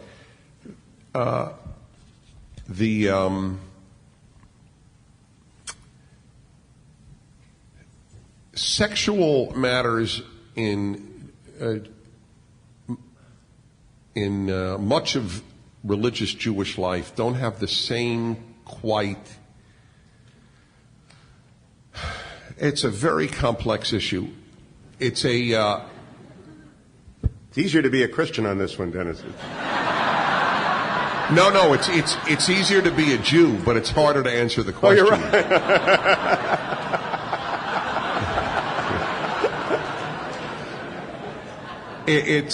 right. Well, look, I'll tell you the story, and I'm only self-conscious because my wife has heard it on more than 24 occasions. But it unfortunately or fortunately, it is a very powerful explanation of why there is a difference, and I do believe there is a difference. Well, I'll tell you the story and then I'll give you the explanation. Happened on Religion on the Line, the program I first came to radio in Los Angeles, 10 years, priest, minister, rabbi, and others each week, different ones. I would set the topic and they would talk. So one night I said, okay, rabbi, father, pastor, we're going to talk about your religion's view of lust. So I always did the same thing each week, Protestant, Catholic, Jew, then the second round, Jew, Catholic, Protestant. So, pastor, your understanding of Christianity's view of lust. And he cited Jesus in Matthew, whoever lusts after another woman has committed adultery with his heart, and how terrible it was, what a sin it was, etc. That Christians should have pure thoughts, etc. The Roman Catholic priests virtually said the same thing, totally understandably. And then it was the rabbi's turn. And the rabbi, in this case, by sheer chance, turned out to be a bearded, ultra-Orthodox rabbi. And I had no idea what he would say. He was from Eastern Europe, so he had a slight accent. And he looked at me and he said, Dennis, lust, schmust. That was it. And I got to say, this is what I tell Jews whenever I tell the story. I was never prouder to be a Jew in my life. No Christian is going to say lust schmust. For Christians, lust is a biggie. For Jews, if you do it, it's a biggie. If you think it, it's not a biggie. It's a big difference. That is why, by the way, I am convinced why psychoanalysis was developed by Jews. Overwhelmingly, it was considered, it was almost dismissed as a Jewish science, except for, what's his name, Jung? Except for Jung, they were all Jews. Freud and the whole gang. Now, secular or not, it doesn't matter. And I'll tell you why. Judaism always allowed free thought and didn't declare thoughts sinful. Let me tell you of an insight that you'll find fascinating. This is the Christian trade that was made, in my opinion, with Jews. Jews made a spectacular number of actions sinful. You know, light a fire on the Sabbath, it's a sin. Christianity got rid of that and substituted sinful thoughts. So pick your poison. I have 5 questions left, but before that I want to make sure I don't forget 2 things. Oh, and I got one more story on this. You're going to make me forget it. You're going to love it. You're going to love it. Go ahead. Go. Yeshiva, right? I'm a yeshiva boy. Orthodox rabbis are all my teachers in Judaism are Orthodox rabbis. My second, third year in high school, the rabbi looks at the boys, says, "Boys, you shouldn't go to a dirty movie, but if you go, take your yarmulke off."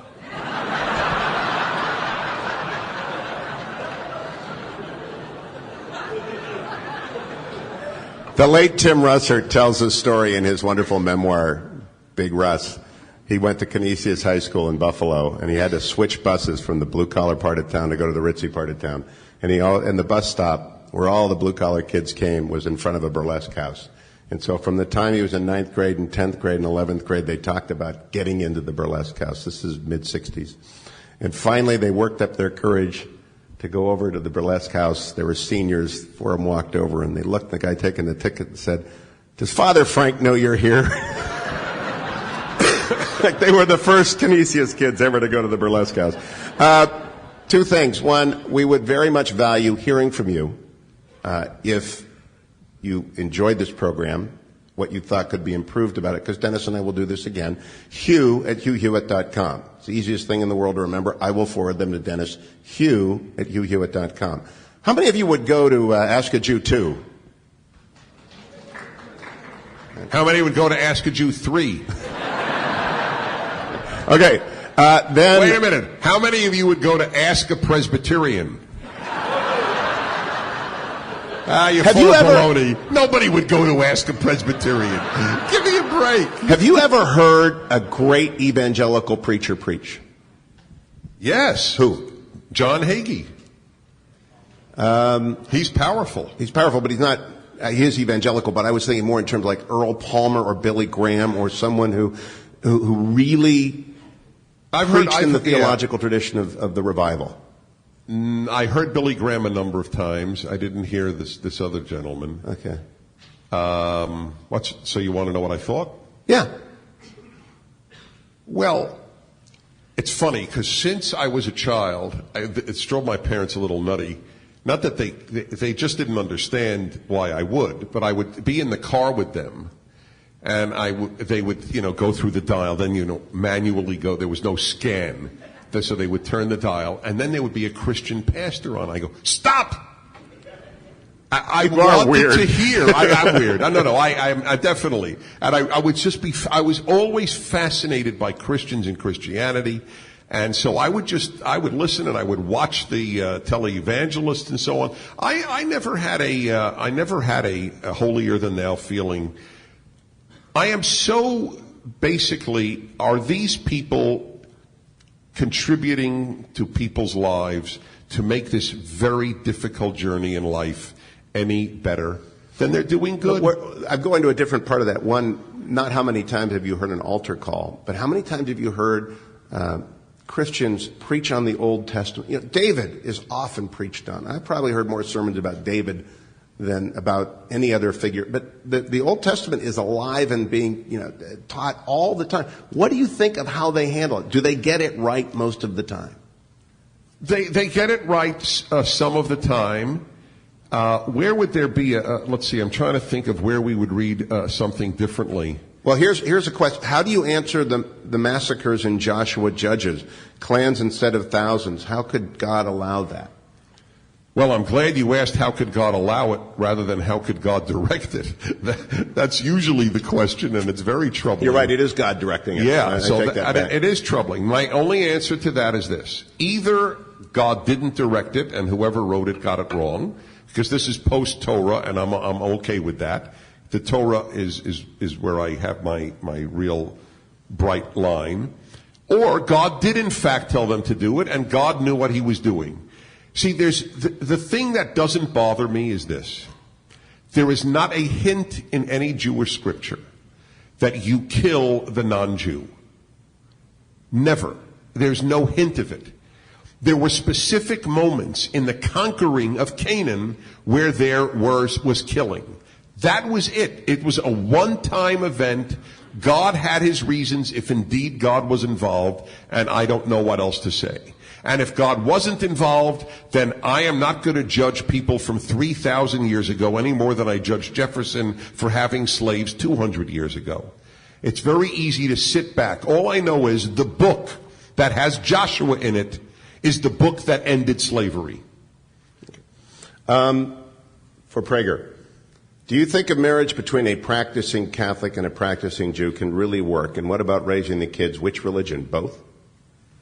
It's very tough, an interreligious marriage where both take their respective religion seriously. I mean, we have to be honest. It's not my first recommendation, given all the obstacles that exist in marriage to begin with, to add that as well. Can it work?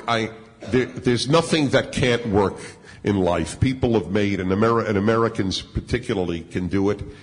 But it's, all things being equal, if you're dating and you take your religion seriously, it's best to date people who either are open to taking your religion seriously through conversion or already do.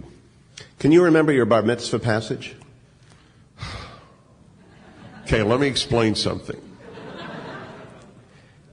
In traditional Jewish life, which of course mine was, you have no idea. You know what Indian kids would have to go through torture to show they were a man? That's what Orthodox kids do. We go through mental torture. Every kid has to read from the Torah. It's a long way of saying no, isn't it? No, go ahead. So saying no, was it a yes-no question? I just wondered if you could remember it, but go ahead. I remember it well. Okay. It was actually killing all the people in the Holy Land. It was a terribly bloody. It was the end of Numbers. You see, we read a portion from the Torah. Each Sabbath has a portion of the Torah. My luck, I had a Sabbath. My bar mitzvah fell for a Sabbath reading of 2 portions, the longest in the Torah. So it was 248 verses that I had to essentially memorize. Was that by luck? Bad luck? Sheer crappy luck. I told my wife, I kept thinking, if I'd have been born 5 days later, I would have had 1/3 the length. But it made me a better man. Did you just memorize, or did you have to study it? Have you thought about it? No, it was just, you really just studied it in order to chant it properly. 2 more, we're running low here. By the way, is Rex Kern really here? Is Rex Kern here? He had to leave. He was here. He left. I didn't get to meet Rex Kern. Oh. God is not just. Well, all the SC people stayed, and the championship quarterback from the 1968 Ohio State Buckeyes left. That just kills me. I prayed he would leave. All right. Should religion change as society changes? For example, Catholic services move from Latin to English. How does tradition dictate these aspects? For example, Hasidic Jews and their manner of dress, Amish lifestyles, and I think the implication here is some people are just stuck on tradition and they're not moving with the society. Well, it depends what you're changing. I don't believe garb matters. If it depends if it matters. Here's one to really upset. I don't think it upset most of you, but it even upsets me. I can't think of a very rational reason not to have ordained women in the various Protestant. Like there is a very good reason in Catholicism, or at least there's a valid theological reason.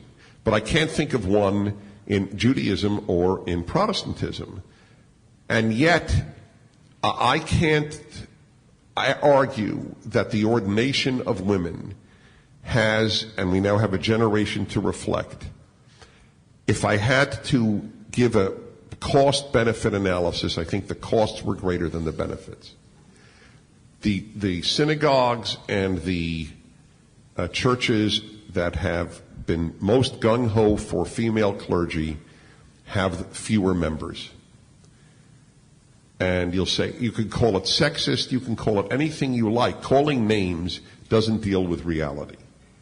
I think that most men and most women who are serious about religion would prefer a male clergy person. Can women do the job? Of course women can do the job. It's a non-issue. Well, why can't women master the biblical scriptures and teach? Of course they can. There are many great roles for women in religiosity, but I do believe that in the final analysis, it was not a wise, it was an understandable and maybe even necessary, but I'm not sure beneficial change. I predicted, because I learned this from George Gilder, I give him credit, when men don't have a specific role, they opt out. Now, what do feminists say? Men have fragile egos. So instead of dealing with the issue, we don't call women names because of whatever idiosyncratic aspect of their personality exists, but we do. It doesn't matter to me. I don't care what they call me. But in fact, that's the case. And in Reform Judaism and in conservative Judaism, more and more of the classes of ordaining cantors and rabbis are women. And men have simply opted out. But I believe that boys more need a male clerical model than girls need a female clerical model to keep them religious. And my last question, ending on time. Obviously, suffering is central to a lot of theology. My friend David Allen White says it's the whole essence of understanding Catholicism and Christianity. And you've suffered when you gave up cigars. That hurt. And wait. Do you all know that it's a joke? Because if you don't all know it's a joke, he just sinned. But and not only did he just sin, but even if he repents, I will not forgive him. I'd like you to close by talking a little bit about. You had lost the mic. See that? Okay. And I didn't do that. It's very impressive. It's like that. Hey. I'd like you to talk a little bit about whether or not suffering brings people closer to God, and if so, is that in fact part of God's plan?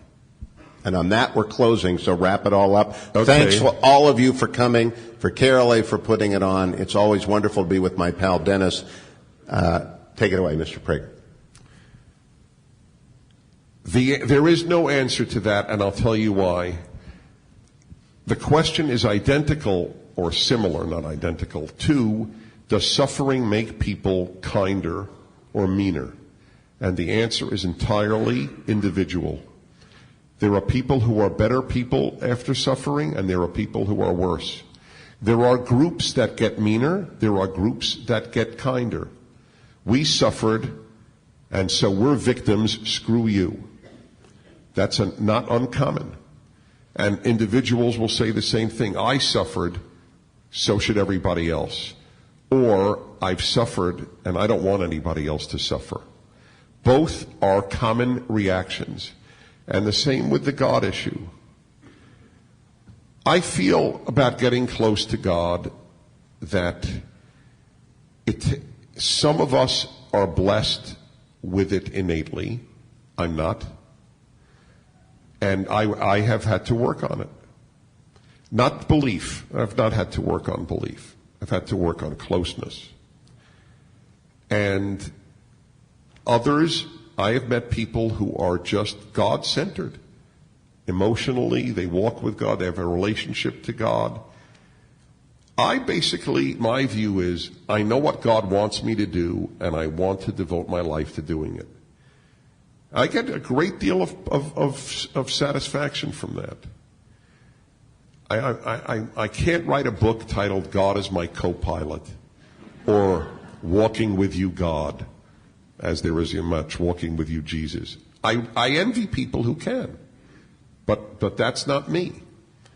But I'll tell you one advantage of this is that because I'm so rational and such a believer, I have been able to bring a lot of people to faith because of my rationality and not my reliance on emotion and just faith proclamations. So I think that maybe God wanted it that way. Prager, and I really do view myself, that's why, if I may be really open and almost sound silly maybe to some of you, there is no danger I will ever get a swelled head. There isn't. I can tell you that as I know that 2 and 2 is 4. I never got one. You know me, I don't have a swelled head. It's not a danger. It's not because I'm great or I don't even have to work on it. And that's why I don't take credit for it. I just know I am another mortal, no better than the Cambodian taxi driver. I'm unbelievably lucky that I got an X ability, that I got born in America, a whole host of things. And that's it. So what I'm here to do is God's work. That's how I view every single day when I go on the radio. And before I give a lecture, I usually will remember to say, God, just make sure I do what you want me to do. That's it. I don't ask for health. I don't ask for anything. I just want to make sure I can do what he does. We all die, and I want to have lived a life, hopefully, that he would be proud of me when he greets me, and I believe that he would. So let me end by saying that you are one of the gifts in my life, and thank you for today. Thank you all. That's mutual. Good night.